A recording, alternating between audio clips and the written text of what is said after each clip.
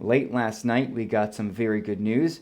The Martin Lake fire is now classified as held, same as the Paddy's Pond fire. Now we await news on the Kingston fire, which hopefully will come in the coming days, and I'm hopeful on that. I'll talk about why in just a second. Tonight's forecast is sponsored by Heat Pump Solutions. Beat the heat and get a mini split from Heat Pump Solutions. Visit heatpumpsolutions.ca for more. This is a map of today's hotspots from the NASA Firms site. And when I've shown this to you before, that map is literally littered with hotspots. Today, only 2 on the western and southwestern flank of the fire, where a lot of the actioning has been over the last couple of days. It's quite far inland from Broad Cove, Perry's Cove, Ochre Pit Cove, and it's over a fairly remote area of the Bay de Verde Peninsula. Lots of ponds around there. Skies have been cleared today, and this has had some real good suppression action along it. And as we can see, again, it's not exactly close to the coast, which is a good thing, and hopefully the weather conditions over the next couple of days will prevent this from spreading, and maybe, if we're lucky, really get this fire almost put out. That at least is my hope. Tonight, we're going to see decent conditions because it's not going to be warm and it's not going to be overly windy, and it's going to be kind of cool. 9 to 12 degrees across the island, 5 to 10 across much of Labrador. For the day tomorrow, a cool, damp, breezy day for the Avalon, a little bit warmer to the west and southwest, and sunny for parts of Labrador. But again, even though it's not raining, it's cool and it's damp. Those are both things fires don't like. Fires like heat, they like dryness, and they like wind.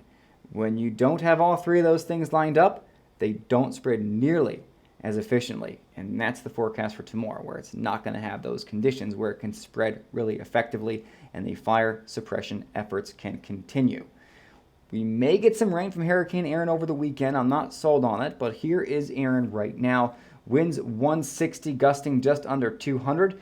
Still a Category 2 hurricane, moving northeast now 29 kilometers per hour. Erin's center is going to kind of split the goalpost between the U.S. East Coast and Bermuda, and then track southeast of Atlantic Canada. Now remember, the track there shows the storm's center's forecast, not the actual width of the storm, which is well outside of that cone. That being said, impacts across Atlantic Canada still look to be almost nil, minus some waves and a bit of wind in some areas, and maybe some rain. I'm not sold on that. Again, get to that in just a sec.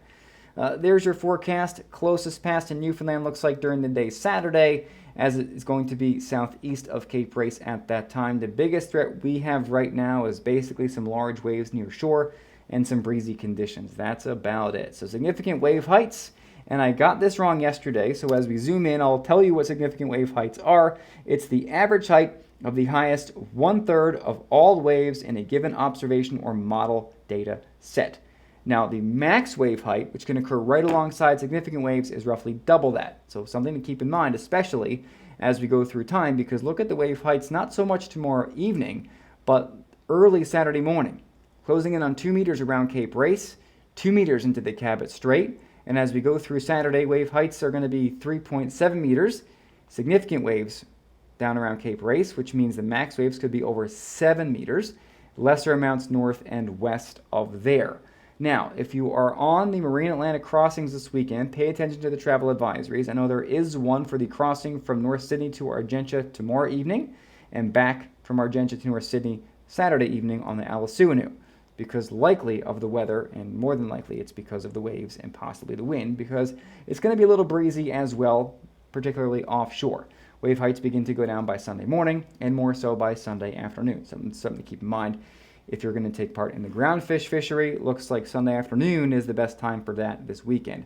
Future radar cloud cover showing not really much on the go, minus some rain in southeast Labrador, a few showers on the northern peninsula and for central tomorrow, but nothing major other than increasing amounts of cloud, which I wouldn't say is a major forecast development. Now here is Erin. This is interesting, and here's why.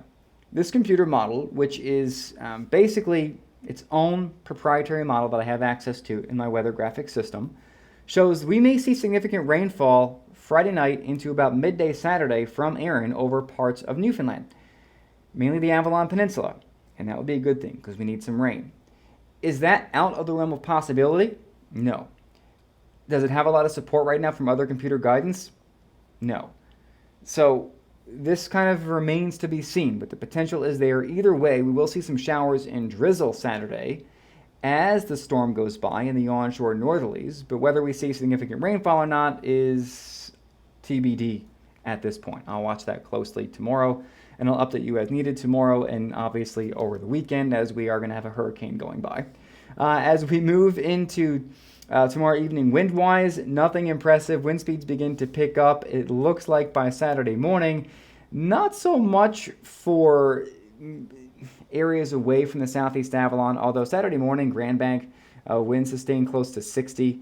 But it's like Cape Race to southeast Avalon may see some fairly high wind speeds from this. Not saying we're going to go, full on hurricane force, but sustained 65 at Cape Race Saturday morning is not really anything to sneeze at. And they may go up to 70, 75 or so for a few hours Saturday morning before slacking off in the afternoon as the wind speed associated with Erin goes by. And it's not really... The wind field with Erin is going to be large, but it's more to do with the whole pattern around the storm driving the wind, not so much the hurricane itself, because we're still far removed from the storm and its center. So over the weekend, Saturday going to be the drizzly kind of rainy day for eastern and northeastern Newfoundland. Sunday looks nicer. For Labrador, we are looking at a bit of a cool-ish weekend with a better chance of showers on Sunday for many than compared to our day on Saturday. So that's just something kind of to keep in mind. Now, with respect to the weather, I'll have updates for you as needed. In the meantime, have a very good Thursday evening. It's August 21st. I didn't mention that earlier. The year is 2025. And my next update, as always, will be tomorrow morning. See you soon.